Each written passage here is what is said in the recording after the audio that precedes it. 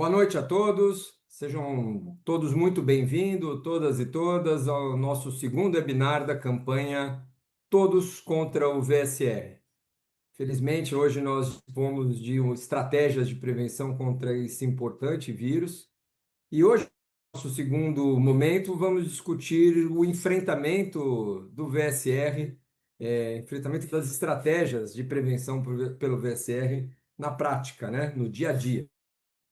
Para compor essa mesa, estou aqui a honra e o prazer de estar com três queridas amigas, a doutora Flávia Bravo, que é diretora da SBIM, doutora Rosana Richman, do Instituto de Infectologia Emílio Ribas, doutora Tânia Petralha, do CRI do Rio de Janeiro, e eu sou Renato Kifuri, pediatra, infectologista e também vice-presidente da Sociedade Brasileira de Imunizações. Nós vamos ter uma noite aqui de debates e esperamos aí a participação de vocês todos que nos acompanhem. Por favor, envie suas perguntas aí pelo chat. Nós vamos ter um tempo no final, após as apresentações, para a gente trocar ideias, tirar as dúvidas. Essa interação é muito importante para o bom aproveitamento de todos. Então, conto com a participação de vocês. Nós vamos dividir aqui em 4 momentos, 4 apresentações. A doutora Flávia Bravo vai começar mostrando alguns casos clínicos na prevenção do VSR. Nem sempre é muito fácil tomar decisões na vida real. Na segunda palestra, a doutora Rosana, 15 minutos também, Rosana, zonas cinzentas na indicação, como interpretar e decidir com segurança. Depois eu entro, vou falar de comunicação com as famílias, aspecto importante na adesão, como orientar sem gerar insegurança.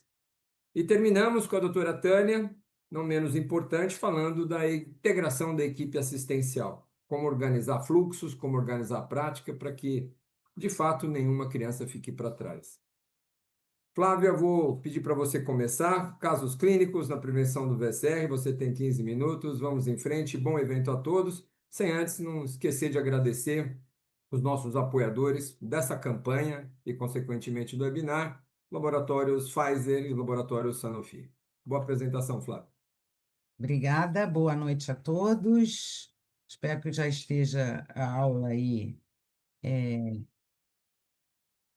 Já tá? Então tá bom. Deixa eu subir só essa barra aqui, que senão ela vai ficar bem em cima do meu visual. Pronto. Então, a minha apresentação, ela vai tratar... Espera aí que ela não está querendo ir, porque... Oh, Jesus. Tinha que dar encrenca, né? É isso que eu estou tentando. Pronto. Eu vou falar de casos clínicos, que são as dúvidas mais frequentes na prática. Eu tomei cuidado para não entrar na apresentação da Rosana, que vai ficar com a parte cinzenta dessas decisões, aquilo que não está muito claro nas estratégias, nas recomendações, e vou apresentar alguns casos clínicos em cima das estratégias, das recomendações que a gente tem hoje, ou seja, tanto do PNI como da Sociedade Brasileira de Imunizações, meus conflitos de interesse. E, já que a gente vai falar de estratégia, tem que lembrar, mais uma vez, quais são as estratégias. A gente tem a estratégia de vacinação materna e a imunização do prematuro com o anticorpo monoclonal. A vacinação materna a estratégia, a recomendação é comum tanto para o PNI como para a Sociedade Brasileira de Imunizações, nas suas recomendações de calendário da gestante, em que a vacinação materna é recomendada a partir das 28 semanas de gestação, independente de sazonalidade, e ambas também, né, ambas as recomendações não necessariamente com a idade, né? A vacina é licenciada, é estudada a partir de 18 anos, mas as duas autoridades tomaram a decisão de uma liberalidade por conta da importância da adolescentes gestantes. E em relação à imunização do prematuro, é que existem algumas diferenças nas recomendações, e a gente vai tratar disso quando falar dos casos clínicos. Além do prematuro e da vacinação materna, a imunização também com anticorpo monoclonal para as crianças com comorbidade. Vamos lá para quais são a comparação das recomendações aqui. Para a vacinação materna, então, as recomendações são coincidentes. Quando a gente pensa na imunização da criança com anticorpo monoclonal, é que podem existir diferenças de recomendação. Essas são as recomendações do PNI, em resumo. Em primeira sazonalidade, crianças prematuras com menos de 37 semanas e aquelas com comorbidade até antes de completar 24 meses de idade, com essa diferença de dose de acordo com o peso, que é coincidente também com a recomendação da SBIM. Crianças com comorbidade, com idade inferior a 24 meses, né, até 23 meses, com a dosagem que depende do peso. E para essas crianças com comorbidade, são essas os critérios de inclusão, são essas as patologias que estão ali listadas na estratégia contra o vírus sincicial do Programa Nacional de Imunizações.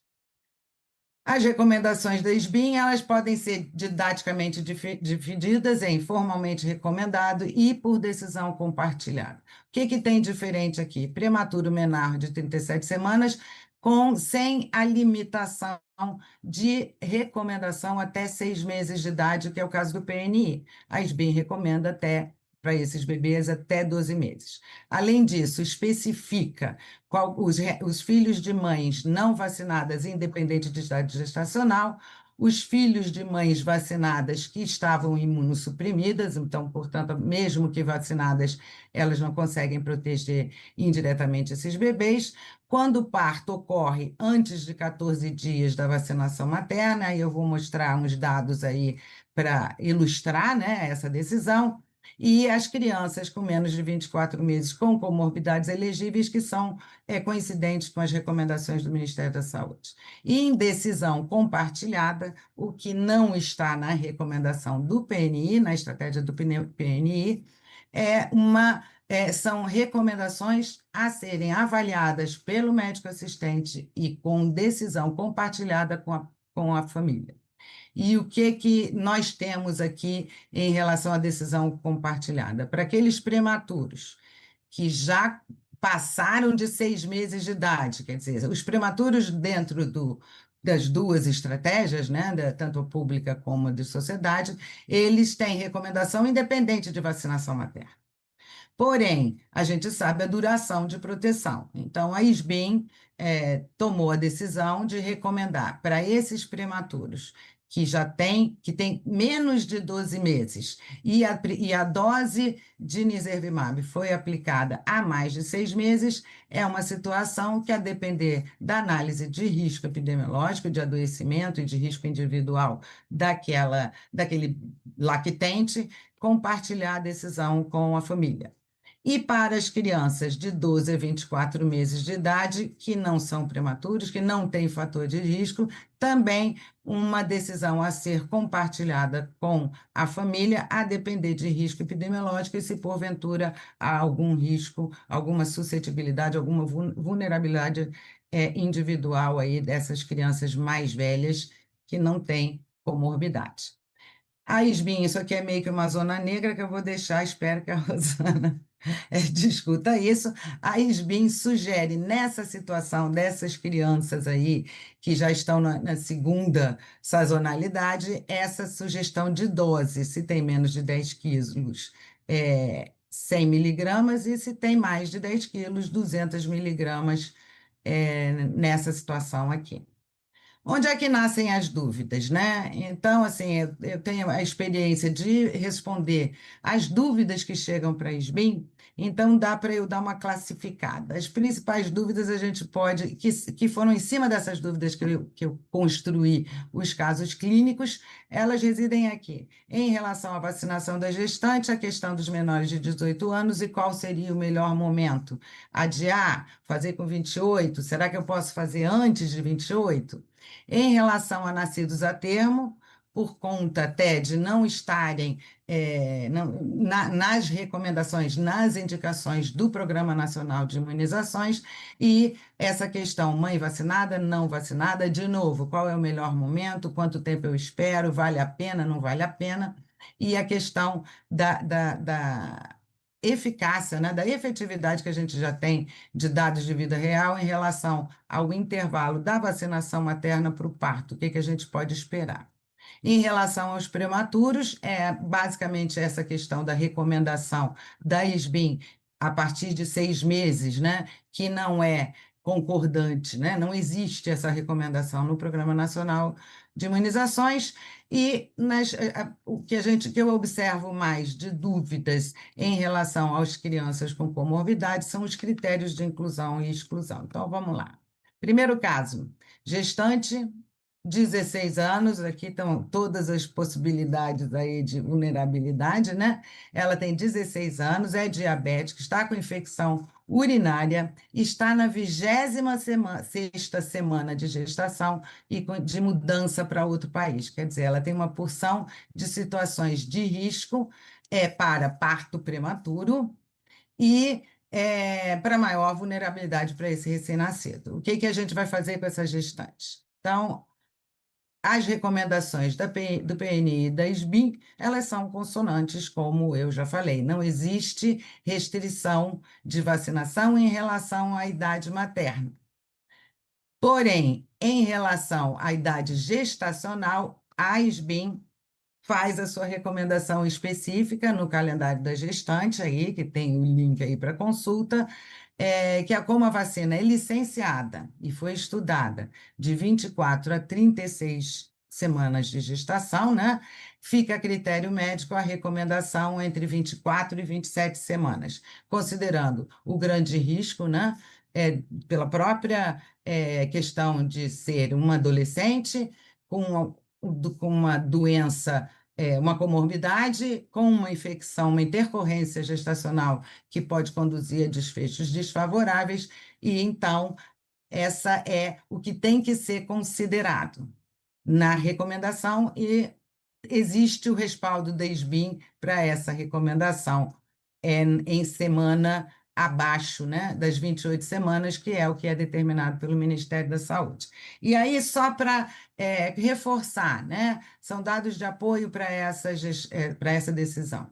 Quando a gente pega o estudo de fase 2B da própria vacina, né, VSR na gestação, o que a gente tem de dado desses estudos de licenciamento é aqui o GMT de acordo com semana gestacional.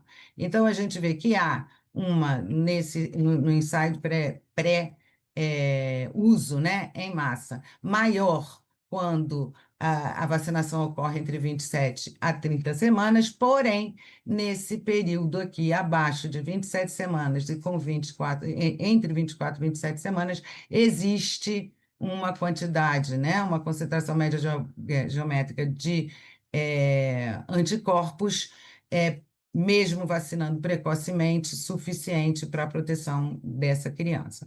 E quando a gente vê aqui, também trouxe esse estudo retrospectivo de corte que observou os bebês nascidos em 2024, 2025 no Reino Unido, e cujo objetivo era exatamente, um dos objetivos, né, um dos endpoints avaliados, foi realmente verificar também a eficácia, a efetividade, na verdade, esperada de acordo com o intervalo entre vacinação e nascimento, né?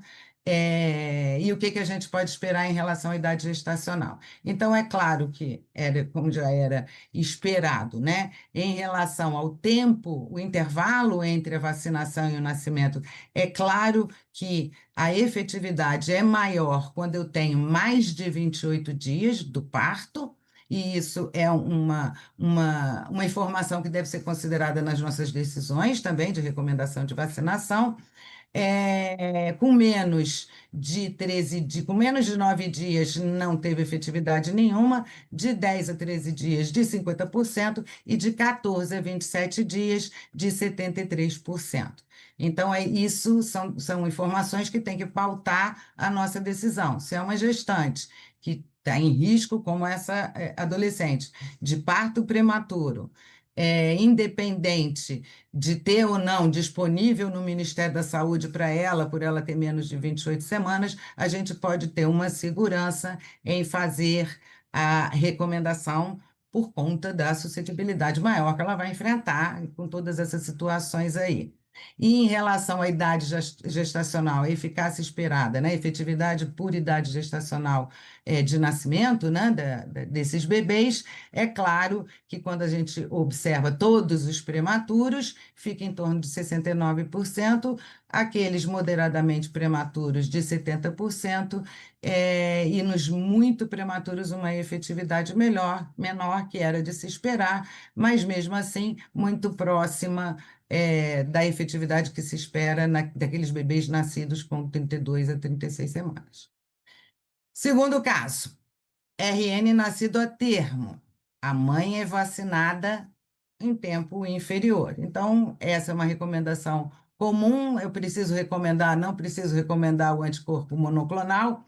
Ele é a termo. Se ele fosse prematuro, ele seria vacinado no Programa Nacional de Imunizações, mas ele é a termo. Então, voltam aquelas informações em relação à efetividade esperada. Então, o PNI não vai ter disponibilidade, mas a SBIM recomenda formalmente a imunização do recém-nascido se a vacinação materna aconteceu menos de 14 dias do parto. Terceiro caso, então, um lactente, esse prematuro, ele já está com 7 meses, isso é uma situação bem frequente que a gente pega. Imunizado ao nascer, mas ele está entrando na sazonalidade. Vai recomendar o anticorpo monoclonal ou não? Então, algumas coisas que a gente tem que considerar para tomar essa decisão e fazer a nossa recomendação. O tempo de proteção da vacinação materna, a sazonalidade, aonde esse bebê está nesse momento, então a gente já sabe que ele está entrando na sazonalidade, ele está com 7 meses, e o risco para essa idade, né? Para essas crianças que já estão maiorzinhas, que já têm mais do que 6 meses. Então, abordando cada uma dessas considerações, quando a gente pensa em tempo de proteção, aqui eu trouxe o estudo de fase 3, o Matisse, que verifica a efetividade, a eficácia esperada, né? Tanto para infecção grave como para hospitalização por vírus essencial respiratório, e é óbvio que a gente tem uma menor eficácia entre 3, né, ao 6º mês, mas ainda assim uma eficácia que existe para hospitalização um pouco menor, mas para doença grave de quase 70%. Essa informação tem que entrar na conta da decisão que eu vou tomar. Se eu estou na sazonalidade ou não estou, se esse bebê tem alguma vulnerabilidade específica dele ou não, mas é importante considerar o que se espera em termos de eficácia a partir dos 6 meses, que a tendência é cair um pouco, embora a gente já tenha alguns dados de vida real em que há uma queda quando a gente observa todo o período é muito otimista, mas a gente sabe quando vê diretamente aquele período, a partir de 6 meses, há uma queda de proteção realmente. Incidência e letalidade, aí é a questão que a gente tem que pensar. Quem é que adoece mais? Então, tanto aqui em termos de incidência, observando, e depois em termos de letalidade. A incidência nos anos, tanto em 2025 como nos anos anteriores, demonstrou uma incidência 3 vezes maior nos menores de 6 meses. Então, é claro que eles têm que ser o grupo-alvo do nosso Programa Nacional de Imunizações, principalmente considerando a quantidade de nascidos vivos que a gente tem, né? A gente tem que escolher aqueles grupos mais vulneráveis e que eu tenha capacidade de oferecer a proteção para toda essa população. Mas a gente, quando pensa em saúde individual, não dá para menosprezar que pode acontecer entre 6 meses e um ano, um número é metade do que acontece até os menos da metade, né? Mais ou menos 1/3, né? Do que acontece entre os 6 meses, mas acontece. Então, do ponto de saúde individual, aqui a gente vai cair um pouco na decisão compartilhada que a gente vai ver mais para frente. Em termos de letalidade, a letalidade é mais ou menos semelhante, ou seja, eu tenho um menor número de crianças adoecendo a partir de 6 anos, mas com o mesmo risco de óbito. Então, isso também tem que ser considerado na decisão. É claro que num programa de saúde pública eu tenho um raciocínio. quando eu vou tomar uma decisão de proteção individual, eu tenho que considerar a possibilidade de adoecimento, a possibilidade de letalidade e de doença grave.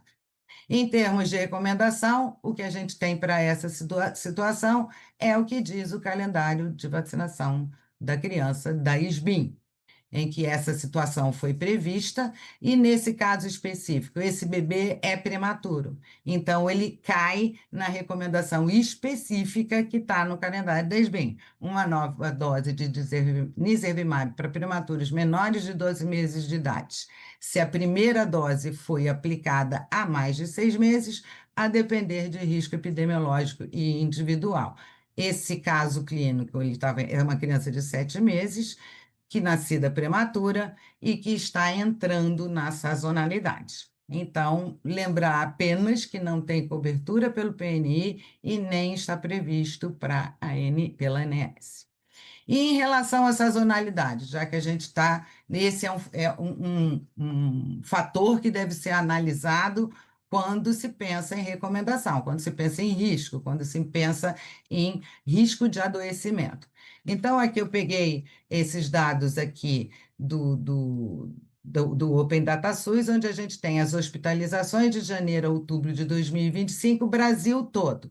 A gente observa qual é o período classificado de sazonalidade. E aqui eu tenho por vários anos, mas a gente percebe que é mais ou menos a mesma coisa que acontece em praticamente todos os anos. É verdade que aqui tem anos pós-pandemia, ano de pandemia, né, o 2020, mas a gente lembra também da confusão que aconteceu em termos de alteração, né, de epidemiologia de ocorrência de VSR logo pós-pandemia, mas a gente pode acreditar que ela está voltando a um padrão de sazonalidade como era antes da pandemia. É claro que existem diferenças regionais, diferenças por estado, mas se a gente pega o Brasil como um todo, aqui, como a gente está vendo aqui, eu tenho no Brasil em geral vai de março a setembro.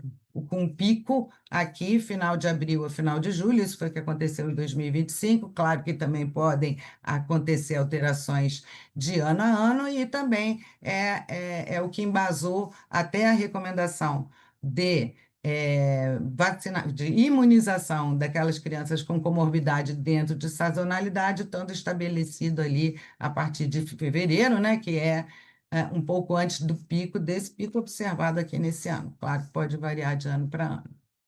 Bom, caso 4, lactente, esse também está acima de 6 meses, só que ele é um nascido a termo. E essa recomendação não é tão explícita na SBIM como está para o prematuro. Ele é nascido a termo, ele nasceu em dezembro, ou seja, ele nasceu fora de sazonalidade, ele não tem comorbidade, a mãe foi vacinada, então ele está nascendo protegido. Eu vou recomendar o anticorpo monoclonal para essa criança? Quando? Vale a pena? Ele já está com 6, 7 meses. Ele esteve protegido pela vacinação materna. Então, vamos lá. Para lembrar, das crianças que adoecem, hospitalizam por VSR, a maior parte, é claro, que é nos primeiros 3 meses, estendendo cerca de 60% até 6 meses de idade, e uma aqui, com esses dados aqui, que reúne dados da Europa, né, de países europeus, de 2006 a 2012, um quantitativo que não dá para menosprezar, de 18%. Depois a gente vai ver o que a gente tem no Brasil.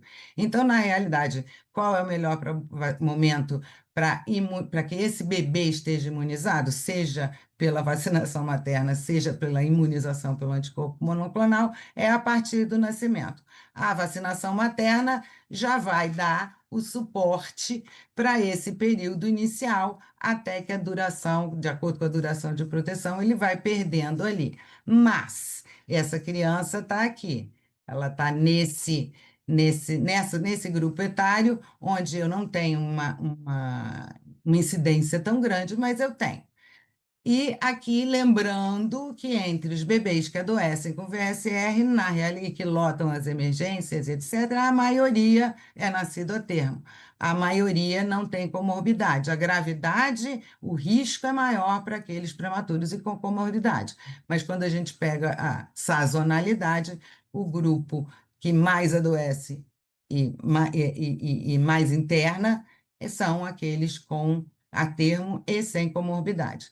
E aqui, com dados do Brasil, esses dados estão até na própria publicação, né, no guia ali da estratégia do Ministério da Saúde, com dados do CIVEP Gripe. Vou falar aqui daqui de cima apenas os casos de síndrome respiratória aguda grave. Por faixa etária, nas crianças pequenas, por VSR, é mais ou menos o que a gente viu ali nos países europeus. 61% menores de 6 meses, 22% entre 6 meses e 1 ano. Lembrando que esse caso clínico aí, essa criança está se encaixada aqui, e entre 1 e 2 anos, de 16%. O que que a gente não sabe? O que que falta dado? Destes, entre 6 e 1 ano, ou de 1 a 2 anos, quantos são prematuros, quantos têm comorbidade? Esses são dados que falham, né, na nossa vigilância, que um dia nós teremos dados mais confiáveis ou mais dados sobre isso, mas de qualquer maneira a SBIM também se manifestou em relação a isso.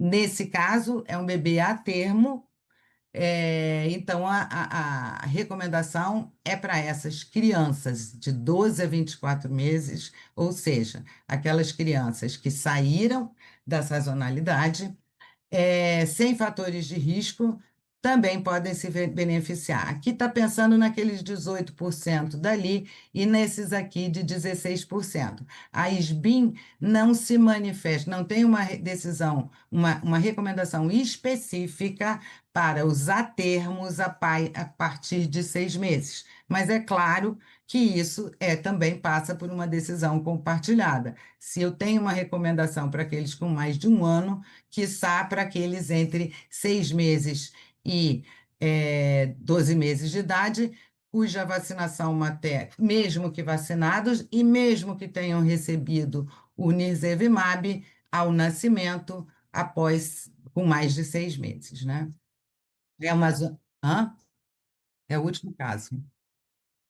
E aqui é a brincadeirinha aqui, só para a gente não tem muita dúvida nisso. É só para reforçar a recomendação do PNI. O prematuro que nasceu com menos, né, de 37 semanas, ele recebeu o anticorpo ao nascimento, ele nasceu na sazonalidade. No ano seguinte, ele, em fevereiro, com 11 meses, ele é imunizado porque ele tem uma comorbidade, e a gente tem na recomendação que para próximas sazonalidades, se ele tiver menos de 23 meses, é para indicar. Então, isso está dentro das recomendações da SBIM, não é uma discussão, de acordo com o que ficou decidido pelo Programa Nacional de Imunizações, até por uma questão de logística, até por uma questão programática, essas crianças serão vacinadas na terceira sazonalidade, a despeito de não ter estudos sobre isso.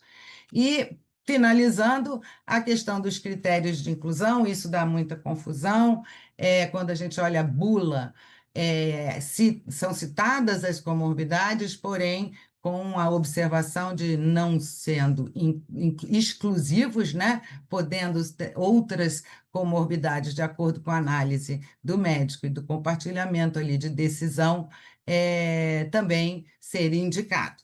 O que está no nosso Programa Nacional de Imunizações ali é que essas são os critérios de inclusão, as doenças incluídas, e são incluídas nessas 3 categorias aqui, se existe repercussão, se há necessidade de tratamento contínuo, oxigenoterapia, necessidade de suporte terapêutico.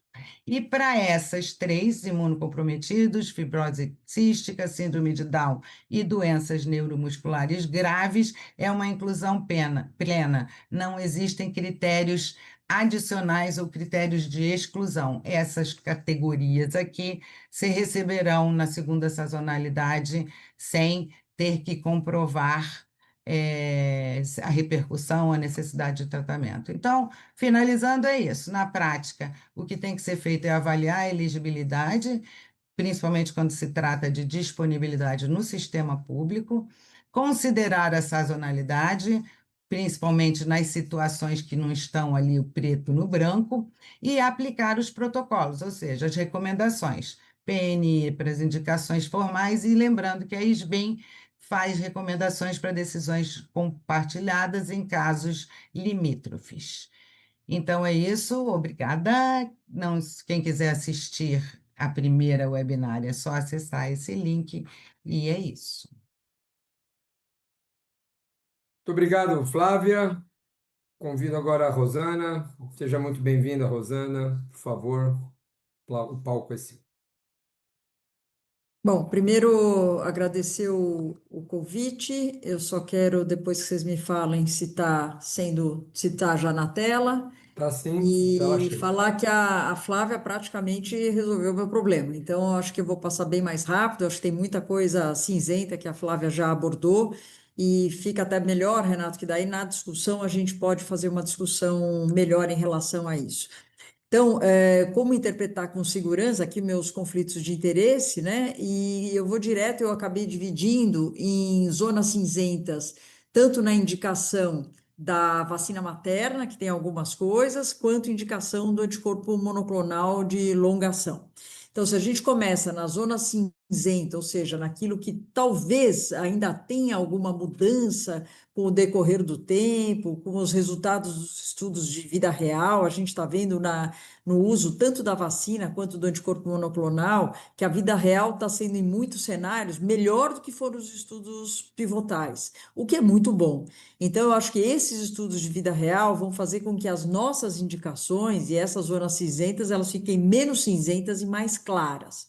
Uma delas, a Flávia já abordou, que é exatamente o intervalo, né, entre a vacina e o fato do parto ser menor de 14 dias. Segundo o Programa Nacional, não está previsto nada, ou seja, a gente considera isso como dose válida e considera, entre aspas, essa criança protegida, um pouco diferente do que a SBIM está fazendo. E, por outro lado, a gestante que foi vacinada e o bebê é prematuro, que mesmo é a pergunta, a gente vai precisar fazer o que nós estamos fazendo hoje no nosso programa nacional, que todos os prematuros, independente da vacinação materna, acabam recebendo o anticorpo monoclonal, e a vacinação concomitante, né, da gestante com outras vacinas. Então, começando com o primeiro cenário, já foi abordado, se o intervalo for menor de 14 dias, eu vou considerar essa dose válida, então isso eu considero cinzento, porque o Programa Nacional está de um jeito e a SBIM tem uma opinião um pouquinho diferente, então o que a gente tem de dados, e já foi inclusive apresentado aqui no estudo Matisse, a gente sabe que quanto maior o tempo entre a vacinação materna e o nascimento, melhor a proteção. Então, esse já é um dado que a gente conhece. E do ponto de vista, quanto mais próximo, se eu tenho um intervalo mais curto para usar a vacinação, entre 32 e 36 semanas, é claro que eu posso perder a melhor oportunidade do ponto de vista do tempo entre a vacina e o nascimento. Então, eu sou completamente a favor do que o Brasil adotou, de ser pelo menos 28 semanas em diante, diferente de vários outros países, por exemplo, a Argentina, que a gente até discute o porquê a Argentina não está ampliando essa idade gestacional para fazer a vacina, visto que nós estamos cada vez mais vendo que esse tempo é importante.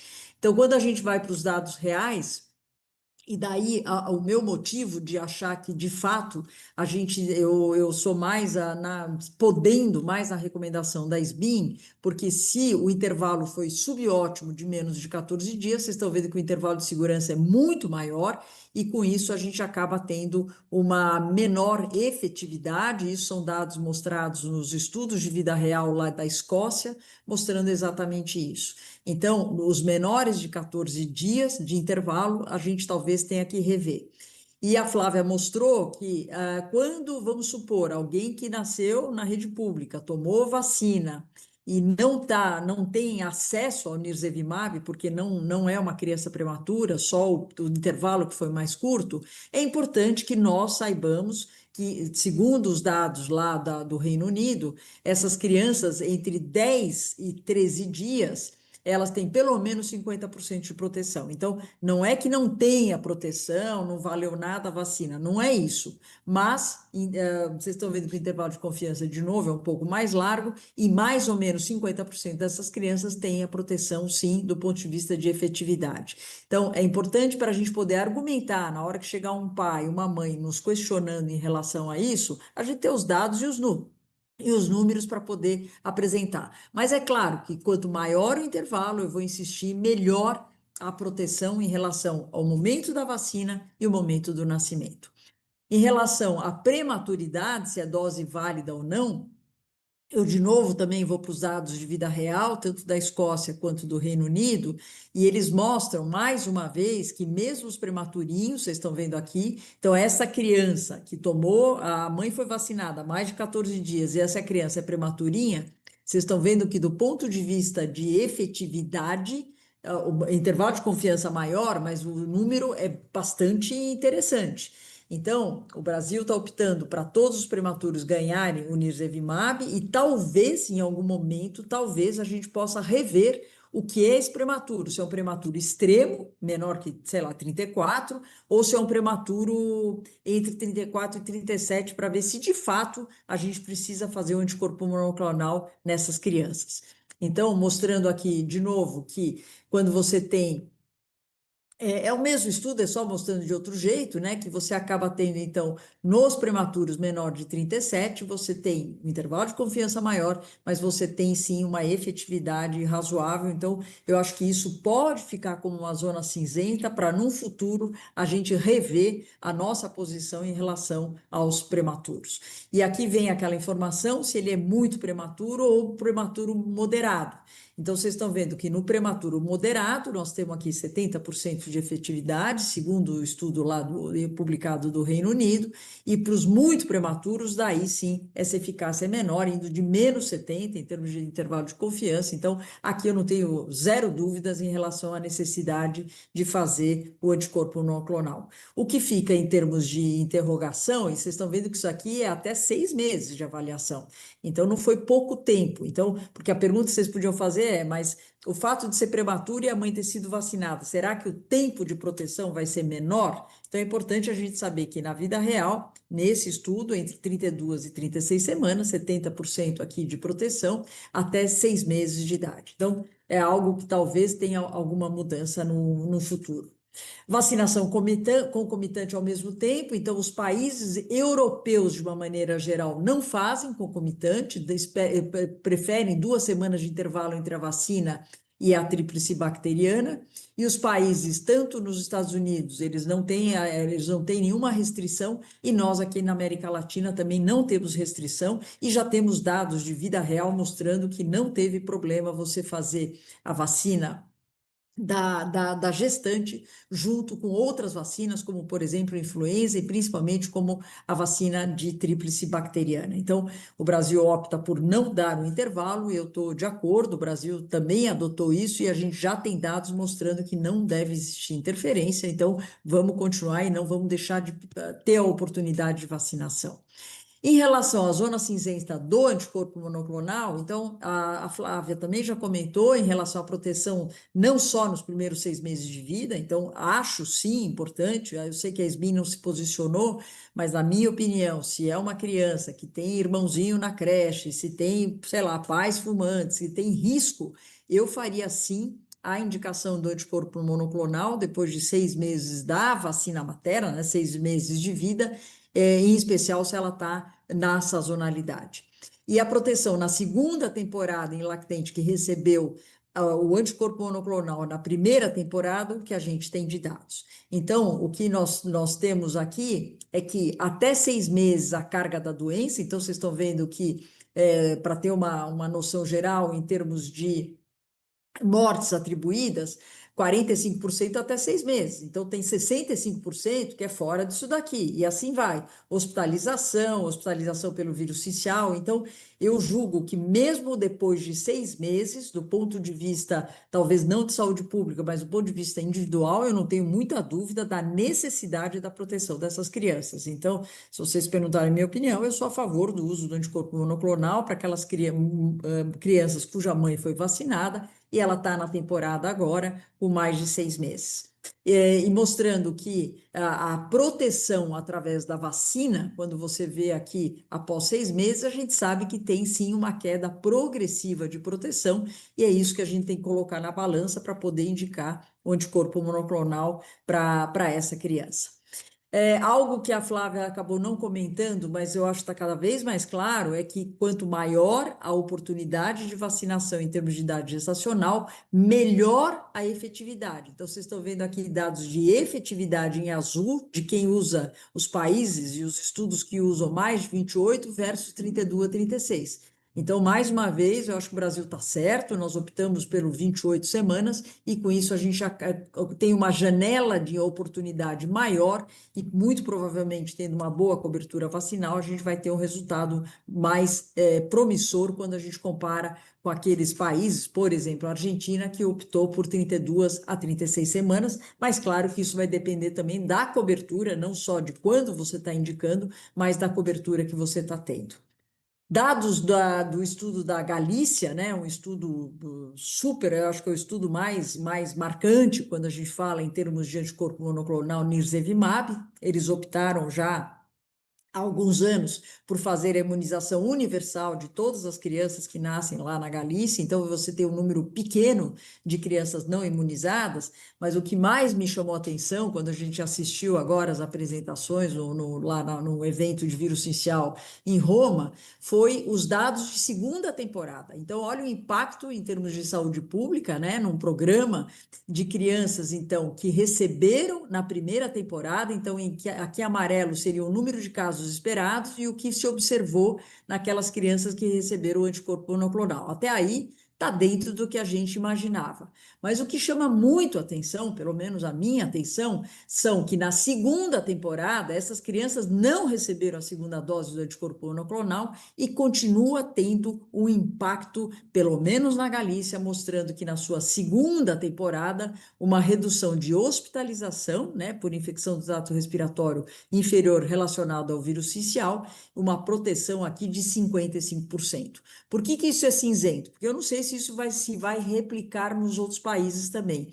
É um exemplo específico, a gente precisa tomar cuidado com esse dado, mas sem dúvida é um dado que deve ser considerado, deve ser falado a nível de saúde pública, quando você opta por usar o anticorpo monoclonal na primeira temporada, o que pode estar acontecendo na segunda temporada, mesmo sem uma segunda dose, em termos de número de hospitalizações. E o exemplo do Chile, que é outro país nosso vizinho, que também optou por fazer a imunização universal dos chileninhos com o anticorpo monoclonal, mostrando um impacto sensacional, né, nas crianças que eles optaram por fazer na sazonalidade, coisa que o Brasil acabou de mudar. A gente estava falando em aplicar o nirsevimab na sazonalidade, e agora, pelos dados que a gente tem, a gente vê que aquela porcentagem de casos que acontecem fora da sazonalidade, e nós estamos falando aí de um número, né, razoável em termos de, sei lá, mais ou menos 20, 22%, eu sou também a favor de que a gente use o anticorpo durante o ano todo e não só na sazonalidade. O Chile optou por usar na sazonalidade, a gente viu um impacto enorme no número de hospitalizações relacionados ao vírus sincial naquele país. E o que mais me chamou a atenção no Chile é a hospitalização por qualquer causa. Eu não estou mais falando só de vírus sincial respiratório. Eles têm quase 50% de eficácia do nirsevimab para qualquer causa de hospitalização. Então, imagina o impacto, isso não tem mais nada cinzento, muito pelo contrário, imagina o impacto do uso do anticorpo monoclonal naquele país de uma forma universal. Então, os resultados que eles têm, tanto nos nossos dois países vizinhos, Chile e o Paraguai, é que eles tiveram 0 mortes relacionadas a vírus sincial respiratório, depois que eles introduziram o uso universal do nirsevimab nesses dois países, com resultados, mesmo usando só na sazonalidade, resultados muito, muito expressivos nesses dois países. E por que nós somos a favor, ou pelo menos eu sou a favor de usar o ano inteiro a indicação do uso do anticorpo monoclonal. Vocês estão vendo aqui que mais ou menos 50% das crianças internadas tinham nascido ou antes ou durante a sazonalidade. E quando a gente vai ver antes da sazonalidade, olha as porcentagens nesses países, Itália, Espanha, de crianças que realmente ainda não estavam na sazonalidade e tiveram uma hospitalização pelo vírus sincial. Então, o Brasil acho que deu um passo muito importante quando a gente agora considera o ano inteiro e não só na sazonalidade. Então, Renato, eu quis ser bem breve para a gente deixar para a discussão os questionamentos, a dose que a Flávia me provocou aqui. Não adianta que não tem isso, isso continua cinzento, nós não temos dados. A SBIM optou pela divisão na segunda temporada, conforme o peso, até 10 quilos, 100 miligramas, mais do que 10, 200, mas o fato é que na vida real a gente não tem dados para isso. Os dados que a gente tem é que na segunda temporada deveria se manter a dose de 200. Então, eu acho que vou ter alguns casos para a gente discutir aqui na hora da discussão em relação a coisas que eu acho que elas são cinzentas e eu acho que pouco provável em pouco tempo que a gente vai deixar de ser. Então, eu preferi acabar com essa imagem da Amazônia aqui, né, com esse nascer do sol, para a gente ver que é assim que a gente está vendo e os dados de vida real é que estão fazendo cada vez mais claro as nossas decisões em relação à prevenção do vírus sincial. Obrigada. Obrigado, Rosana. Brilhante aí, como sempre. Pedi só para você parar de compartilhar, obrigado. Sem dúvida, eu acho que vocês duas já tocaram em aspectos muito importantes, que também tem muito a ver com a comunicação. A mim coube falar sobre comunicação e, obviamente, a comunicação, para que a gente torne-a efetiva, ela necessariamente passa, obviamente, pelo conhecimento do profissional da saúde, passa necessariamente por todos esses saberes que vocês demonstraram para a gente orientar essas famílias com segurança. Então, para quem está, como nós, profissionais da saúde, que recebe essas dúvidas e tem que tomar uma conduta no frente aos nossos pacientes, a gente precisa entender exatamente sobre todos esses aspectos. Um pouco das atividades aí que a gente exerce para essa apresentação, eu tenho alguns conflitos de interesse com os laboratórios produtores de vacina, então estão aí todos declarados, né?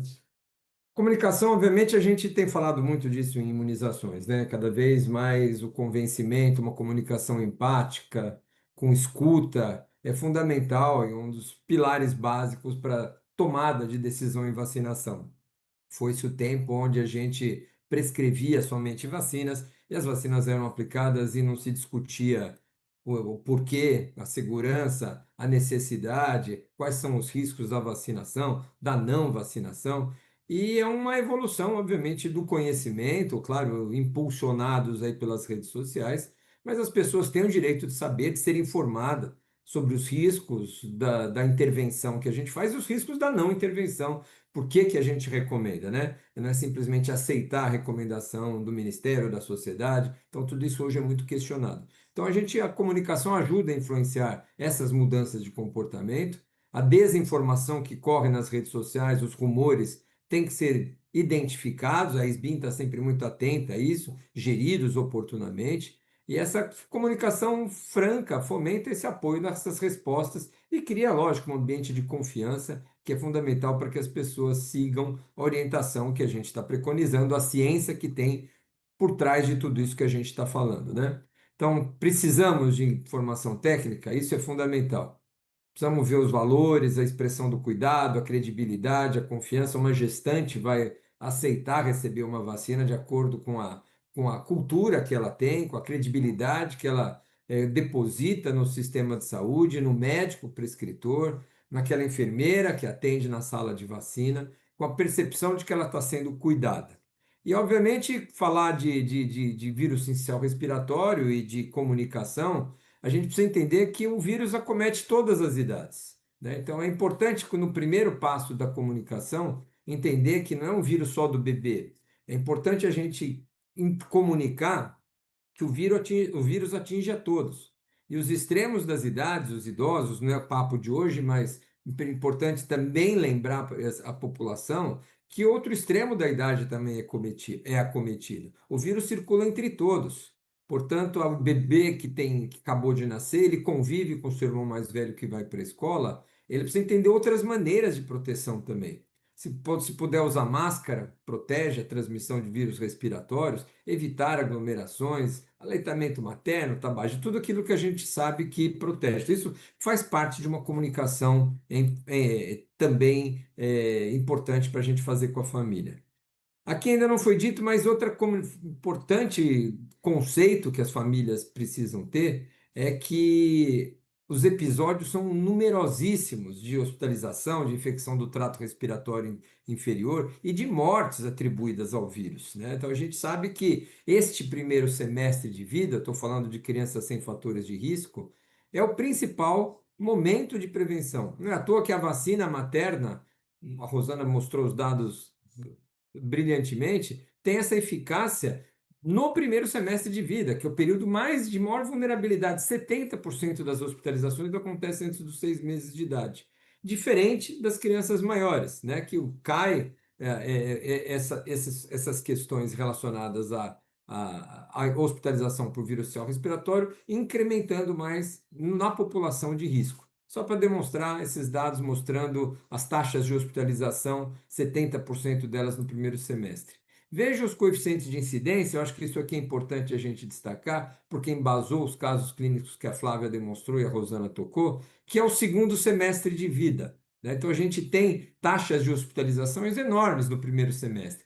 Mas veja que não é nada negligenciável o número de hospitalizações, são 68 hospitalizações por 100 mil crianças por ano. Isso significa taxas elevadíssimas. Não é à toa que estão sendo desenvolvidas vacinas para serem aplicadas aos 6 meses, como gripe, como Covid. O racional é mais ou menos o mesmo. Eu vacino a gestante para proteger o primeiro semestre de vida contra coqueluche, contra Covid-19, exatamente porque a criança só vai ser imunizada a partir do 6º mês, ou vai completar o seu esquema da vacina coqueluche com 6 meses.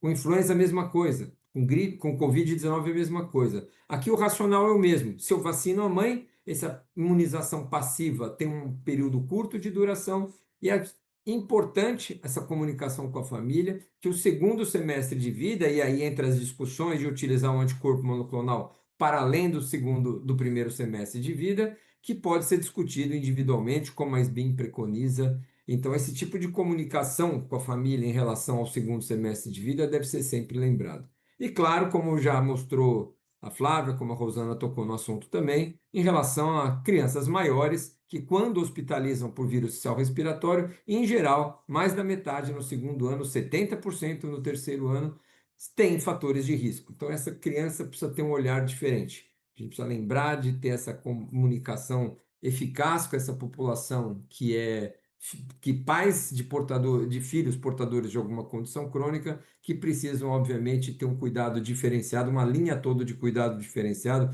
não só para o vírus social respiratório, mas com imunização dos conviventes, com imunização dos irmãos, da família e, claro, nós profissionais da saúde para prevenção de transmissão também de nós para eles. Esse é um outro dado que eu acho importante, que a gente precisa lembrar para as famílias, que as crianças saudáveis, previamente ditas, são principalmente o grupo prioritário, as que os mais hospitalizam menor de 2 anos. Aquele mesmo dado que eu mostrei, 80% são crianças saudáveis, e 92% nessas cortes de 2015 a 2018, na Espanha e aqui nos Estados Unidos. Vejam que a gente está falando de crianças menores de 2 anos de idade, menores de 5 estão hospitalizando. Então, o conceito que meu filho não tem fator de risco, ele não tem nenhum problema, ele não é válido, não é aplicado aqui, a gente precisa ter isso sempre em mente. A Flávia mostrou a listagem doenças que aumentam esse risco, e a Rosana falou de outros aspectos também. Eu englobei todo, eu acho essa tabela aqui espetacular, porque coloca uma revisão que coloca o número de estudos que tem para cada um desses fatores de risco. Mas veja, se a mãe fuma, por exemplo, o risco de infecções mais graves associadas ao trato respiratório inferior por VSR aumenta 1,6 vezes. Se tem história de atopia, 1,47. Se é fumante passivo, se fica em escolas, em daycare centers, se tem poluição, né? Isso não mostrou um fator de risco importante. Se não tem aleitamento materno, 2,2. Então, avaliar individualmente, por exemplo, o segundo semestre de vida, ter uma comunicação, pode-se levar em conta esses outros aspectos. Então, se a criança tem irmãos ou não tem irmãos que frequentam a escola, se os pais são fumantes, se são atópicos, se a criança frequenta ou não frequência creche, se tem aleitamento materno, tudo isso pode basear uma decisão compartilhada com a família, numa comunicação mais franca sobre risco, mas baseado em dados. Então, aqui eu estou mostrando para vocês dados que comprovam essa recomendação ou não para você ter para uma criança ou outra. A Flávia já mostrou isso, então, nessas decisões de você fazer usos ou comunicações off-label, leva-se em conta a sazonalidade, se nós estamos no período de sazonalidade ou fora dela. A Rosana ilustrou muito bem também essas zonas cinzentas de com mais de 7 meses, 8 meses, 10 meses, um ano, como é que a gente manipularia esses casos? Realmente faltam dados na literatura, mas isso certamente deve ser pesado em termos de risco de exposição naquele momento. E não menos importante a gente esclarecer que famílias atópicas ou as infecções precoces por vírus sincicial respiratório, e quanto mais precoces e mais graves são essas infecções, maior será o risco de esse bebê evoluir com sibilância recorrente. Essa e asma. Essa é uma meta-análise que, com diversos estudos aqui, mostrando tudo que está aqui à direita dessa linha preta, mostra um fator, um preditor positivo, ou seja, ter infecção por vírus sincicial respiratório, os intervalos de confiança aumentam esse risco de asma e sibilância, e esse risco pode aumentar até 3 vezes, né, versus quem não teve a infecção por VSR, e até 6 vezes se esse episódio requerer hospitalização, comparado com quem tem a doença ambulatorialmente. Ou seja, quanto mais grave e quanto mais precoce essa infecção por VSR, maior o risco de sibilância. Então, isso pode também nos levar em conta para tomada de decisões e comunicação com a família em relação aos benefícios no médio, no curto e no médio prazo. E aqui eu termino mostrando que as opções, né? O Palivizumab eu mantive aqui porque ainda existe pouquíssimos municípios que ainda têm o Palivizumab, mas a gente tem duas intervenções hoje, os anticorpos monoclonais e a vacina materna. A gente tem que ter uma comunicação com a família que a grande maioria dos países utilizam ou uma estratégia ou outra estratégia, como a Rosana mostrou os dados de vida real, mas essas estratégias têm suas diferenças.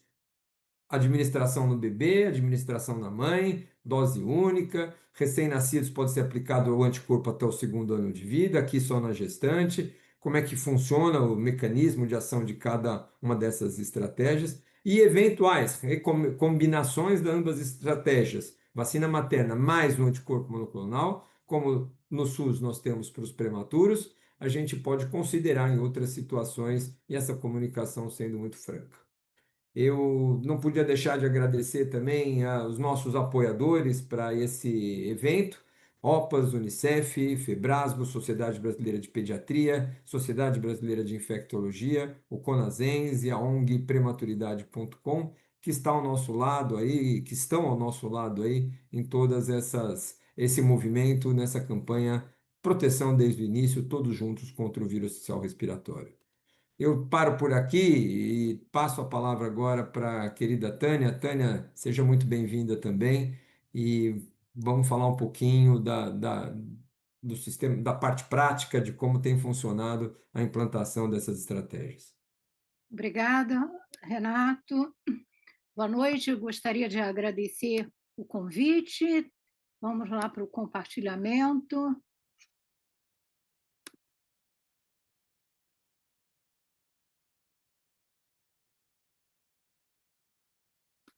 Foi?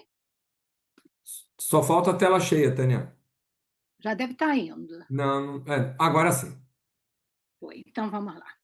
Então, me coube falar sobre a integração da equipe assistencial, né, como organizar o fluxo na prática. O papel desses atores envolvidos são os médicos, enfermeiros e técnicos na prevenção do VSR. Meus potenciais conflitos de interesse. E aí, vamos lá. Então, por que o VSR exige esse fluxo assistencial? Na verdade, nós temos várias janelas de oportunidades para imunização e proteção desse bebê para o VSR.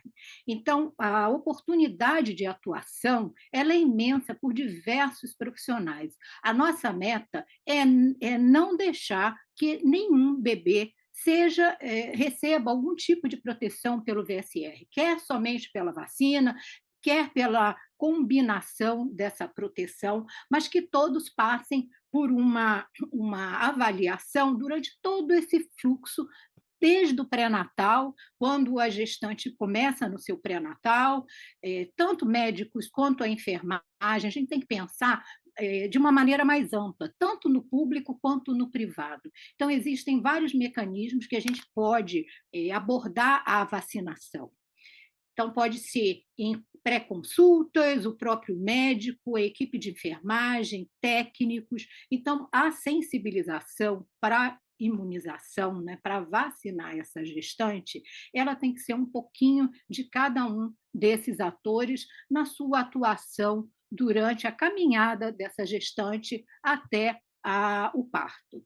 Então, no parto e na alta desta paciente, tudo tem que estar escrito no prontuário, a data da vacinação, que ela recebeu essa vacinação, para que depois possa ser avaliado no berçário. E todos podem colaborar, os médicos, os enfermeiros, existem protocolos internos que a vacinação ela deve ser priorizada. No berçário, há muito tempo que eu venho solicitando que a criança, o bebezinho lá, quando internado, que tenha pelo menos uma vez por semana um round, que você avalie a vacinação daquele bebê que permanece internado, que faça parte de um protocolo geral para que nenhuma criança deixe de ser avaliada em relação à sua vacinação.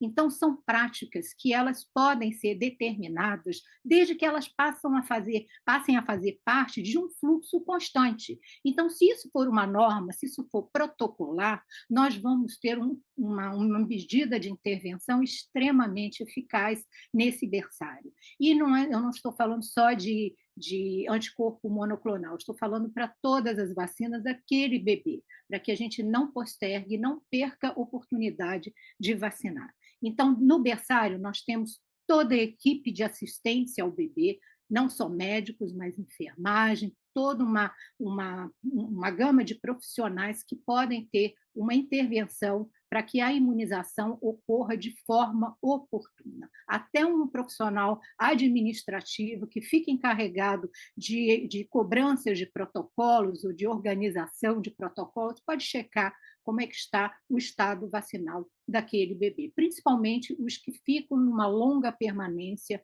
internados, muitos dos nossos prematuros ficam meses, às vezes, internados. E não menos importante também na assistência, depois que teve alta do berçário, na assistência, a capacidade de técnicos de enfermagem conseguirem perceber que determinadas crianças não receberam a proteção adequada.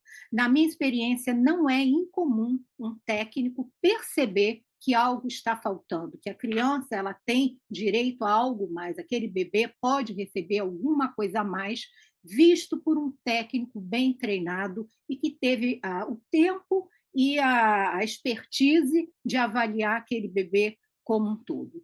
Então, eu acho fantástico, a gente tem que valorizar a presença e o papel de todos esses profissionais, porque todos eles são importantes. E isso passa por treinamento, que é a chave aí do sucesso na vacinação. Então, a prevenção falha quando a indicação correta não chega no momento certo. E nós dispomos de janelas de oportunidades que vão desde a vacinação da gestante até a assistência para promover a prevenção do vírus sincicial respiratório. Existem gargalos, ausência de pré-natal, falta de indicação para vacinação materna. Às vezes, a abordagem da vacinação ela é feita muito precocemente, mas depois ela não é verificada. Então, anotar no prontuário, verificar se realmente aquela mãe foi vacinada e não apenas cumprir o papel eu indiquei. Não pode ser só isso, tem que indicar, checar, anotar, porque aquele dado, outra pessoa que veja esse prontuário posteriormente terá acesso à informação e terá certeza do status vacinal desta gestante, se adequado ou não, ou se ainda há tempo para alguma intervenção em qualquer momento.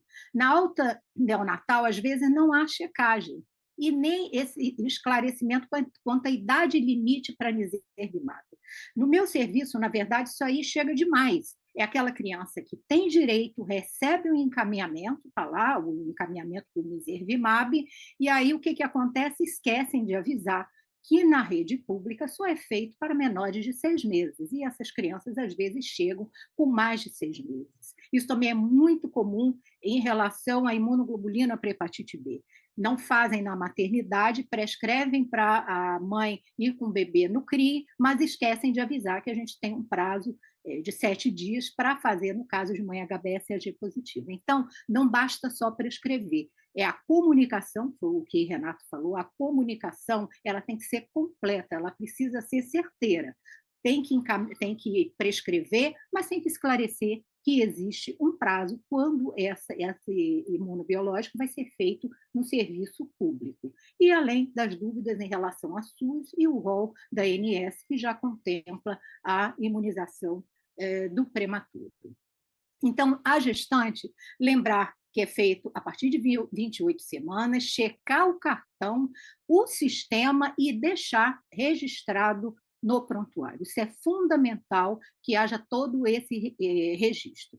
É dose única no calendário da gestante, sem restrição de idade materna no PNI, já foi abordado, as adolescentes têm direito, e explicar também a proteção indireta para o bebê. É importante orientar a gestante para a vacinação, mas, fundamentalmente, explicar qual a importância dessa vacinação. A educação ela vai mudar a cultura que existe em relação ao antivacinismo. A gente precisa explicar o porquê que toda mãe ela vai entender que bronquiolite não é uma doença boazinha. Então, basta que haja uma comunicação bem assertiva para que ela entenda a importância dessa vacinação. E, mais uma vez, registrar a vacinação, a data, lote, colocar no sistema, atualizar o cartão e também no prontuário. Então, dado registrado é fundamental para que toda a cadeia de análise ela possa ser seguida com segurança. E o bebê no SUS? A prevenção antes da exposição, é isso que a gente quer. Tudo feito no momento oportuno, na dose certa, época correta, tudo direitinho, porque são várias janelas de oportunidades. Isso é tão raro acontecer, né? A gente ter tantas janelas, com tantos atores envolvidos, não pode haver uma falha. Então, na maternidade, na alta do bebê, são os pontos críticos para a orientação com o anticorpo monoclonal. Os prematuros menores de 36, até 36 semanas, né, menores de 37 semanas, menores de 6 meses é que têm direito do SUS. Então, ofertar durante todo o ano, preferencialmente na maternidade. Cada município vai ter seu fluxo, isso aí não existe uma regra geral, cada município tem o seu tamanho, tem a sua complexidade, a sua capilaridade de rede assistencial, e isso vai ser definido por cada município. Mas o local mais seguro é na maternidade, porque não perde a oportunidade de imunizar esse prematuro. E nas crianças que têm comorbidade e que têm um prazo mais estendido de direito para receber o anticorpo monoclonal, com mais de uma aplicação, essas crianças, se o diagnóstico é feito na maternidade, elas precisam receber a orientação desse fluxo, fazer na maternidade e depois continuar onde? Como? Qual é o caminho? Isso tem que ficar claro para toda a rede de assistência. A família precisa ser orientada do fluxo, e esse fluxo não é igual para todos os municípios, além da oferta pelo plano de saúde para os bebês que têm acesso a essa outra oportunidade. Então, o checklist é idade gestacional, peso registrado no prontuário, situação vacinal materna, data e intervalo até o parto, elegibilidade do bebê e a prescrição, administração documentadas. Esse é o checklist que não pode faltar nessa prescrição. E antes da alta, o bebê recebendo o imunobiológico na maternidade, tem que haver registro no sistema de informação e no cartão do bebê. Óbvio que existe muito atraso, às vezes, de registro no sistema, mas o que a gente sempre pede é que tentem manter esse registro atualizado, porque resgatar a informação, às vezes, é fundamental para que erros não aconteçam, como duplicidade de aplicação, perda de dose, não cobertura. Então, o registro ele também é muito importante. Lembrando que também a Agência Nacional de Saúde contempla no seu rol na diretriz de utilização 124, a imunoprofilaxia para VSR, dentro dos critérios, né, tem o palivizumab e tem o nirsevimab também dentro dessa diretriz de utilização, e na resolução normativa deste ano, que ampliou o anticorpo nirsevimab para prematuros menores de 37 semanas e menores de 1 ano, independente da sazonalidade.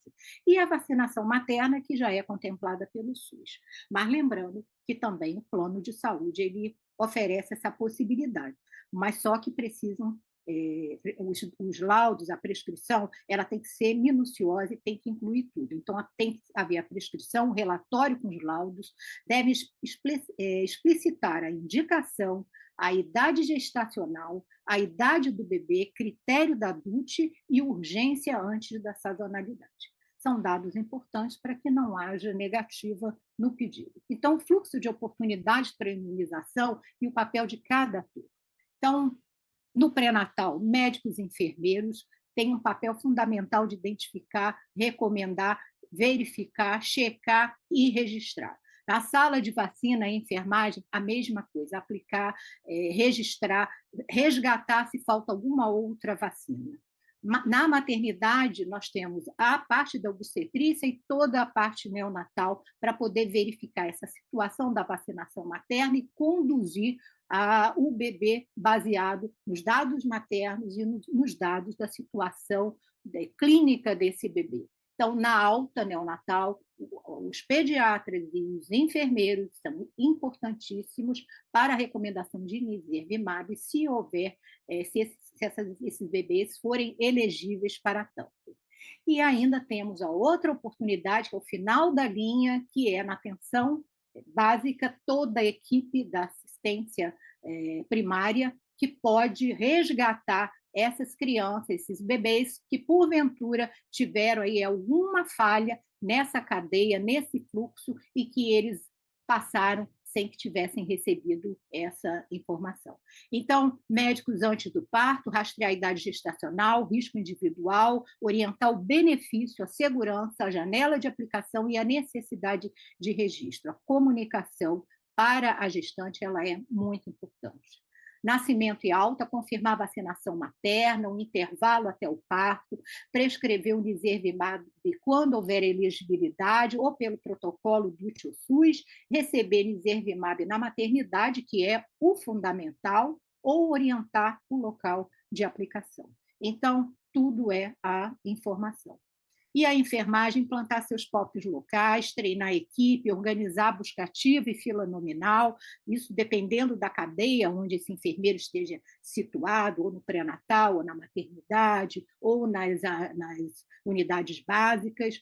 Então, supervisionar a cadeia fria, estoque, lote, validade e avaliar oportunidades perdidas. Tem municípios que controlam seus prematuros, sabem exatamente quem recebeu e quem não recebeu. Então, a busca ativa desses bebês nos municípios que têm esse controle é fundamental para que haja uma cobertura muito grande desses bebês.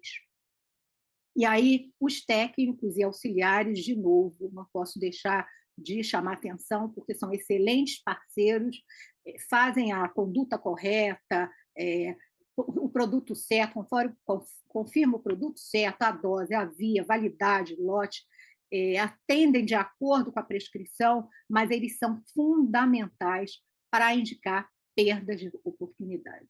Não é raro um técnico identificar uma perda de oportunidade de vacinação para esses bebês.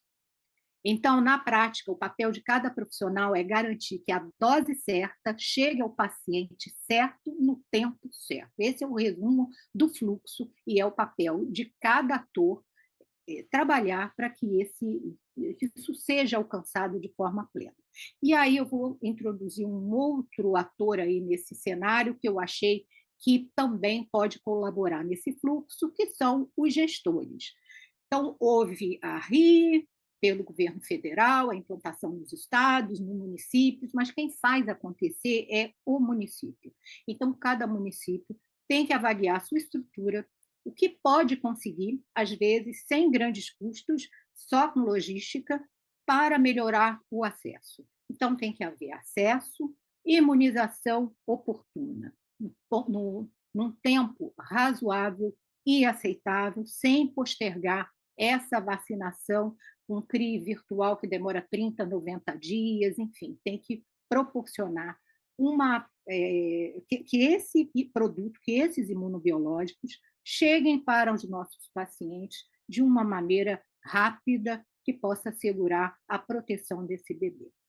E aí, gente, o nosso Zé Gotinha, ele realmente não dorme, ele precisa trabalhar para que a gente atinja altas coberturas. E para que nós consigamos essas altas coberturas, todos esses atores precisam trabalhar para que a vacinação chegue de forma oportuna e com grande acesso para a nossa população. Então, é isso que eu peço. Vamos trabalhar, cada um no seu nicho, mas todos voltados para um foco que é a alta cobertura vacinal e que a gente contribua para que doenças não atinjam mais nossas crianças. Muito obrigada.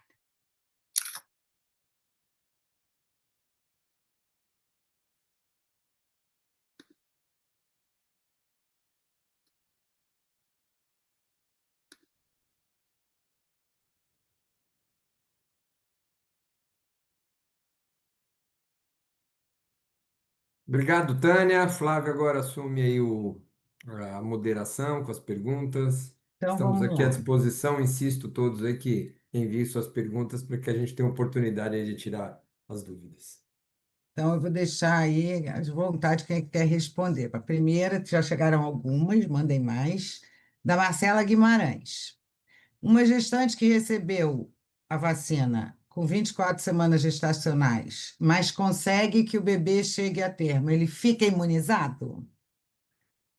Acho que eu e a Rosana mostramos esses resultados, né? Na realidade, quanto maior o tempo, melhor é a efetividade do que a gente tem observado em estudos, inclusive de vida real. Rosana, quer responder? É só falar que no estudo o pivotal da vacina, não os de efetividade, tá? Aquele pivotal da vacina, a gente viu que, eu não vou lembrar de cabeça agora, mas de fato, quem toma a vacina entre 24 e 28 semanas, do ponto de vista de duração de proteção, é menor. Tá? Então, eu concordo com você, Flávia, que o intervalo entre a vacinação e o nascimento, óbvio que é importante, mas entre 24 e 28, a gente vê sim que tem em termos de Uma menor duração e de transferência. proteção, é menor transferência, tá? Então, eu acho que no caso da pergunta da Marcela, né, alguém que tomou com 24, nasceu de ter, essa criança está protegida? A resposta é que sim. O que a gente não sabe é a duração de proteção. Segundo estudos de vida real, a gente não tem, porque os países optaram, a maioria, exceto os Estados Unidos, mas a maioria optou por 32, 38, ou 32, 36, ou 28 em diante. Então, a gente não tem tanto esse dado em vida real, mas no estudo pivotal mostra, sim, uma diminuição do tempo de proteção. Então, já que você está falando, Rosana, essa é para você.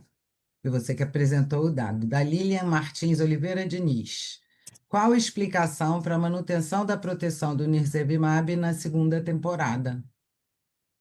Assim, não tem, Lilian, o que nós estamos falando aqui, primeiro eu tomei o cuidado e vou reforçar que são dados preliminares, não dá para a gente fazer disso uma verdade, foi um dado onde, num grupo específico, num país específico, eu estou falando lá do grupo da Galícia, que observou isso daí. Isso não necessariamente está sendo replicado nos outros países que estão usando o Nirsevimab como prevenção universal, tá? O que a gente imagina é que, de fato, você tenha como a meia-vida, né? E daí os estudos mostram mesmo que a meia-vida é pelo menos 6 meses. Quando você vê aqueles gráficos, a gente vê até um ano, você mantém uma quantidade de anticorpos ainda circulante. Então, possivelmente, a duração de proteção do anticorpo monoclonal, estou falando do Nirsevimab, e vamos ver que agora estão chegando outros anticorpos, né? O Clésaro é outro que está entrando. Talvez a gente veja o mesmo fenômeno no sentido da duração da circulação desses anticorpos por um tempo maior do que os 6 meses, podendo ter um impacto na segunda temporada. Mas é óbvio que as crianças de risco que têm indicação do anticorpo monoclonal na segunda temporada entre 12 e 24 meses, é para fazer, não dá para confiar de jeito nenhum nesse dado, mesmo porque são crianças que têm alto risco de ter casos mais graves, etc., fibrose cística, toda aquela lista que a gente conhece, então a gente não questiona a necessidade na segunda temporada. O que nós estamos observando são aquelas crianças sem fator de risco numa segunda temporada, se eventualmente vão ter algum benefício pelo fato de ter tomado na primeira. Só lembrando, né, Rosana, que esses dados publicados lá pela Galícia, eles levam em conta um período que não é simplesmente aquela sazonalidade. Então, eles são bebês que têm até 18 meses, ou seja, crianças que tenham ainda uma curta duração, não é 2 anos depois, 1 ano depois. Então, tem um misto ali de crianças que foram imunizadas no começo, no meio e no fim da primeira sazonalidade e, portanto, o dado também ele carece um pouco de extensão, porque ele engloba bebês que nasceram em diversos períodos.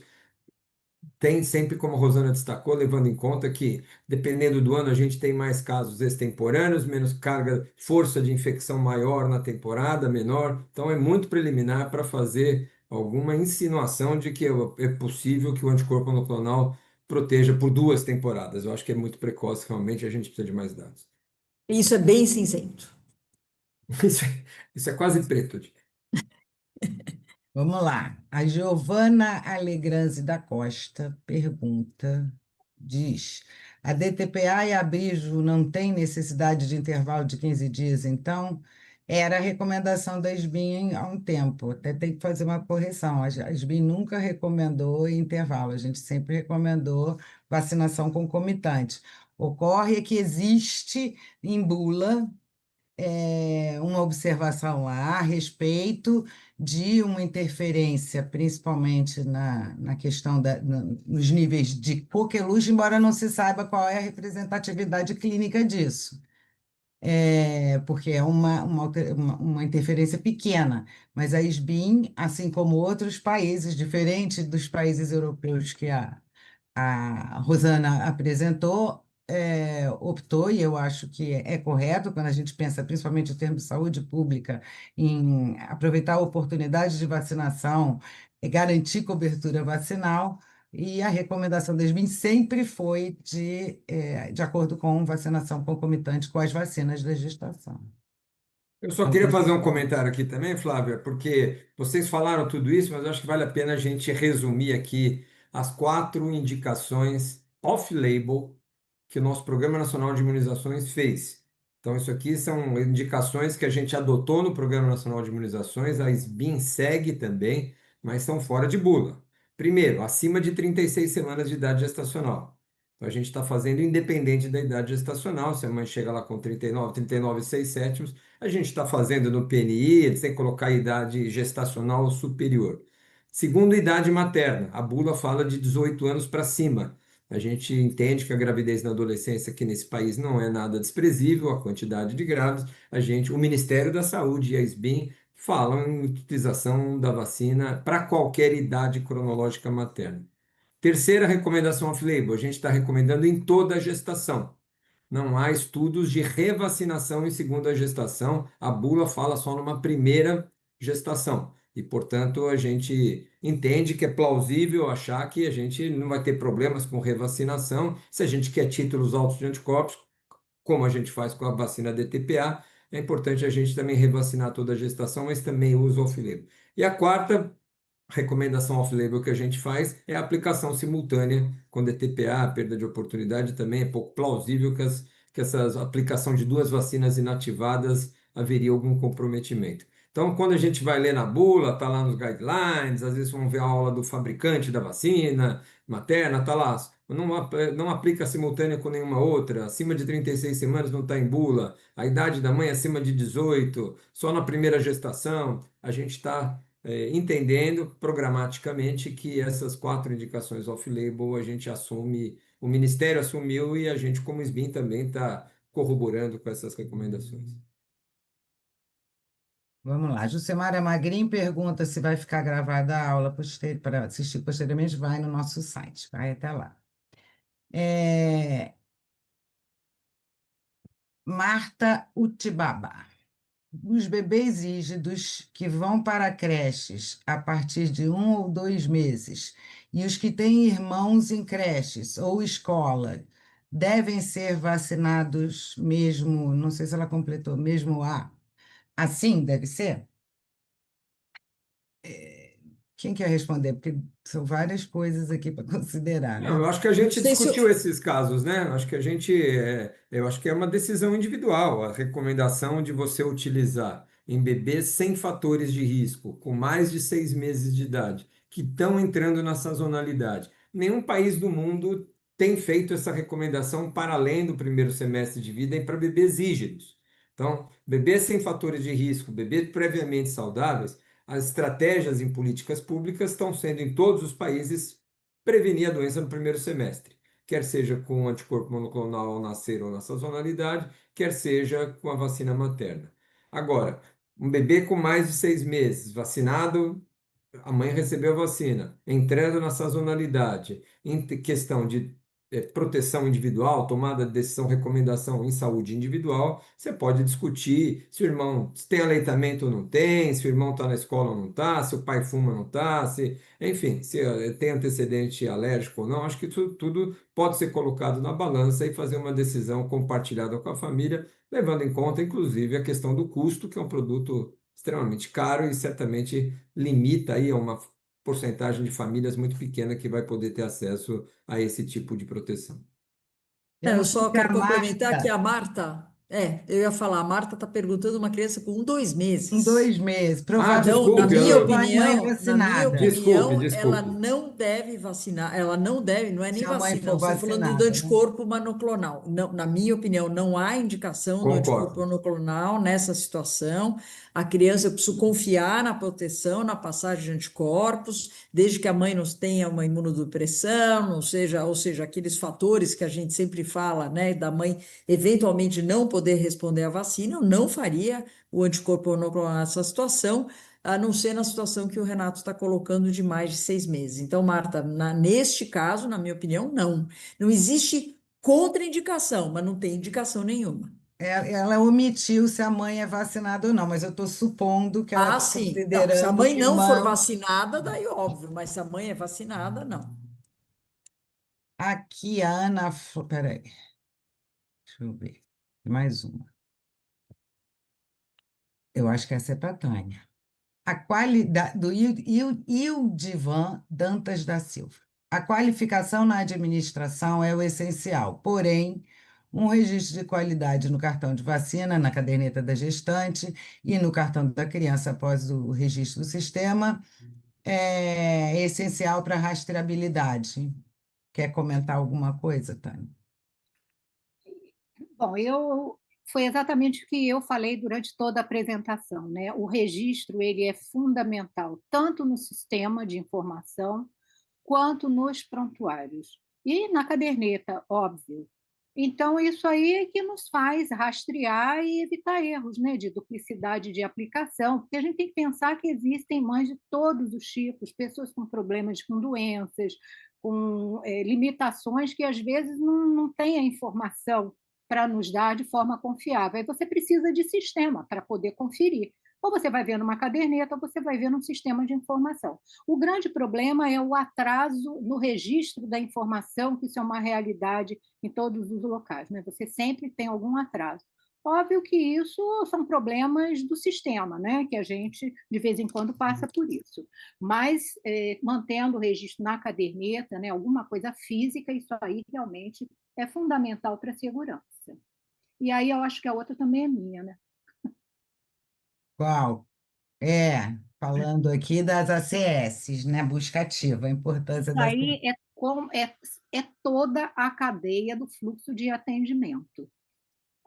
Essa proteção para o vírus sincicial respiratório, ela engloba vários atores, vários momentos de oportunidade aí para você pegar esse bebezinho e proteger, né? Desde lá da vacinação. Então, na estratégia da saúde da família, óbvio que quem conhece o território, quem está ali, tem um controle de todo esse território, do prontuário, tem que fazer busca ativa, gente. Tem que fazer busca ativa, tem que acompanhar e ver qual é a situação real. Nós temos inúmeras realidades. Nós temos a realidade de populações vulneráveis. Então, cada território vai ter que desenhar aí o seu fluxo para poder resgatar essas crianças. Isso depende do município, do tamanho do município, da complexidade do sistema, mas certamente sempre vai ter um atorzinho ali que vai poder intervir para poder favorecer a proteção dessa criança. Tem várias. Deixa eu pegar algumas que são mais rápidas, porque acho que o nosso tempo está acabando. É importante essa daqui para tirar, desmontar mitos. Gestantes têm risco de parto prematuro, que têm risco de parto prematuro, podem tomar abrigo sem risco de abreviar o parto? Fiquem à vontade. Essa é importante responder. Não, eu acho que o Renato vai complementar, mas eu acho assim, os estudos de vida real mostraram e nos dão segurança de usar a vacina e mostraram que não aquilo que a gente tinha visto nos estudos pivotais, que eventualmente tinha alguma dúvida em relação à vacina levando a partos prematuros, à prematuridade e mesmo à pré-eclâmpsia, isso não foi mostrado nos estudos de vida real. Então, eu estou muito segura em indicar a vacina, mesmo em gestantes que têm risco de, sei lá, uma adolescente que a gente estava comentando, né, que tem um risco já de prematuridade. Então, não tenho nenhuma contraindicação, muito pelo contrário, e não tenho esse receio da vacina levar à prematuridade. É claro que se nascer prematuro, vai receber o anticorpo monoclonal. Mas do ponto de vista de não fazer a vacina com medo de prematuridade, os estudos de vida real estão mostrando o contrário, nos dão segurança para o uso. Tem uma Renato, pergunta. alguma complementação? Não, não, é isso aí mesmo. Exatamente. Tem dados, inclusive, justamente o contrário, uma redução até de prematuridade em mães imunizadas, né? Isso. Essa pergunta vem, né? Acho que vale a pena até retrospectivamente a gente lembrar, porque alguns países, como os Estados Unidos e a Argentina, ainda usam só de 32 a 36 semanas, com esse receio de que eventualmente a vacina pudesse, já que houve alguma tendência nos estudos da vacina antecipar o parto. Então, o que a gente tem visto na vida real é que não há essa preocupação. Compartilho com a Rosana exatamente isso. Eu não tenho receio nenhum de que a gente induza trabalho de parto prematuro com a vacina. Só um dado que eu acho que é bom a gente comentar aqui. Eu acabei de consultar aqui, com 85,7% das nossas grávidas vacinadas. Nós somos o país que mais utilizou vacina de vírus sincicial respiratório para mãe no mundo. Estados Unidos, na terceira temporada, não chegou a 2 milhões de mulheres vacinadas. Em três tempos está indo para a terceira temporada agora. E nós, com 5 meses de vacinação, começamos em fevereiro praticamente, nós estamos com 1.200.000 doses aplicadas, com 86% das gestantes. Esses números são fantásticos, incomparáveis com nenhum país do mundo. Claro que a gente quer os 95%, claro que a gente quer 100%, mas a gente está com uma cobertura excelente, inclusive puxando a cobertura de DTPA, que está por volta dos 84% também por cento, e a cobertura de Covid está em torno de 46%, que também não é desprezível no cenário que a gente vive. Tem uma pergunta aqui do Lívio Dias. Ele faz referência à resolução da ANS 672 e a pergunta dele, ela é longa. Qual o entendimento do grupo em relação a outras indicações das comorbidades, né, imunossupressão, cardiopatia, etc., se haverá cobertura fora da sazonalidade para essas outras indicações, né? Uma vez que para comorbidade é dentro de sazonalidade para prematuro o ano todo. Eu isso é uma decisão, eu não tenho essa informação, eu acho que isso seria uma decisão das seguradoras, dos planos de saúde, eu desconheço se existe algum movimento no sentido de eliminar a administração dentro da sazonalidade. Vocês têm? Não, eu acho que aí essas crianças que estão com fatores de risco, eu acho que é mais sensato a gente utilizar a sazonalidade para essas crianças na segunda temporada. Você vai proteger por um período curto, né, essas crianças, do que a vida média desses anticorpos, por 5 a 6 meses. Eu acho mais apropriado a gente proteger na sazonalidade. Então, o que eu acho que a gente, falando em movimento de saúde privada e de busca por ampliação de população e faixa etária de uso, está sendo submetido também na ANS, na Agência Nacional de Saúde, para incorporação nos planos de saúde, a utilização do anticorpo monoclonal para crianças cujas mães não foram vacinadas.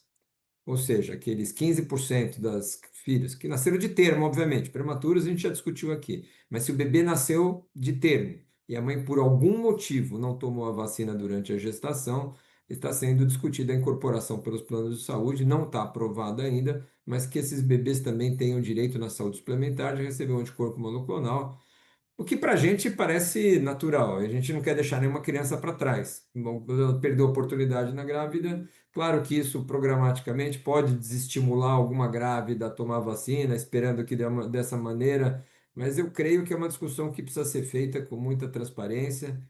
O ideal é que, obviamente, nenhuma criança fique sem algum grau de proteção. Se alguma bebê de termo, a mãe não foi vacinada, por que não proteger esse bebê com um anticorpo monoclonal, né? Então, quem é o pagador dessa história é outra discussão, mas que é obviamente interessante, é uma cobertura interessante. Geralmente a ANS também, ela respeita muito a opinião das sociedades, né? Pode não contemplar todas as indicações, mas fica aí no meio do caminho. Mas tem custo, né, Tânia? O fator decisor da ANS para incorporação na saúde suplementar é custo, quanto isso representa por vida, enfim, tem uma conta maluca que eles fazem lá para saber se isso é custo efetivo ou não. Então, esse é para mim, é o proxy que mais eh, faz aí eles aceitarem ou acatarem. Então, os dados aí fora mostram que é muito custo efetivo, né? Enfim, economizas para cada 25 para prevenir uma hospitalização por VSR, em geral, a gente está falando de 25 bebês imunizados, os números necessários de imunizados para prevenir uma hospitalização. É 25, isso é muito baixo, ou seja, parece ser custo efetivo você fazer 25 imunizações para prevenir uma internação. Isso, se for fazer a conta, em geral, pelo menos de outros países, se aproxima a esse número. Eu acho que eles devem estar, obviamente, fazendo essas contas aqui no Brasil também. Na esteira dessas situações aí que podem ser encaixadas aí na ANS. Mãe, a pergunta da Cláudia Salvini de Almeida Zapater. Mãe com lúpus, fez uso de azatilprina, recebeu Abrisvo, o bebê tem menos de 6 meses, tem indicação de receber nirsevimab? Bom, se ele for prematuro, ele já vai receber. Mas se ele for de termo, Tânia, você quer falar? Já que a A azatilprina... azathioprina não tem transporte ativo, né, pela Exato. placenta. Então, realmente, isso aí não está elencado como indicação. Agora, Agora, tem se for um muitas situações. imunossupressor, Pois é, isso não está claro, né? No futuro, eu acho que vai haver muita discussão em relação a novas incorporações, mas eu acho que a gente tem que pensar o seguinte: entrar com duas estratégias combinadas é um avanço espetacular. não. Lógico que você, inclusive, quando é introduzido um imunobiológico no programa, tem que ser uma coisa paulatina, até para saber assim, o quanto que eu vou precisar. Ninguém conhece exatamente, né, aquele denominador totalmente, principalmente quando entra nesse terreno dos imunocomprometidos. Então, eu acho que isso aí vai ser assim, paulatinamente vão reavaliar as indicações e novas incorporações serão feitas, né, de acordo com o tempo. Não pode contemplar tudo de uma única vez. Quantas crianças eu já atendi que eu achava que mereciam e não consegui encaixar em nenhuma situação. Então isso é uma discussão aí que vai render aí muito. Quanto tempo a gente tem, chefe? Já encerramos.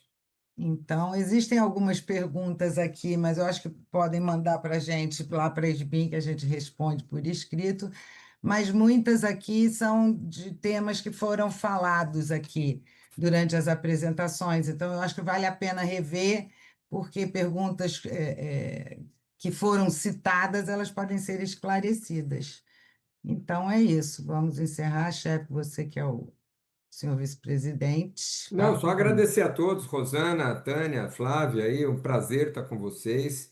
Convidar todos aí para entrar no site da nossa campanha proteçãodesdeoinicio.com.br.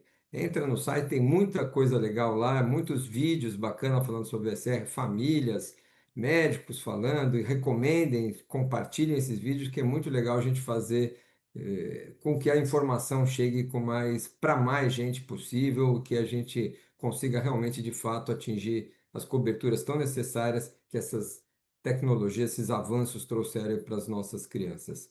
Agradeço novamente aí toda a nossa equipe de apoio, a Hot Media, Carlos, obrigado Ricardo Machado, que está aí no nosso suporte, e que todos tenhamos uma boa noite. Obrigado, meninas, e até a próxima. Quem não assistiu, assista. Quem chegou agora, recomende. O site, as duas webséries estão muito bacanas mesmo. Boa noite a todos e um bom Boa descanso. noite, gente. Tchau, gente. Obrigada. Boa noite.